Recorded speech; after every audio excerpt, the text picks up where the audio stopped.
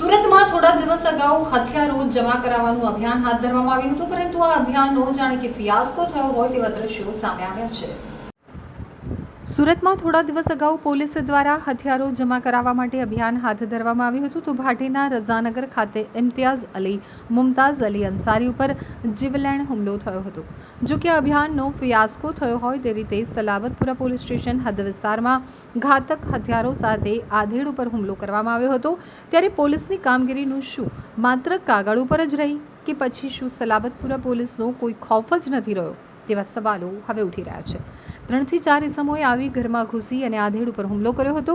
હુમલાખોરો નશામાં હોવાની વાત સામે આવી છે।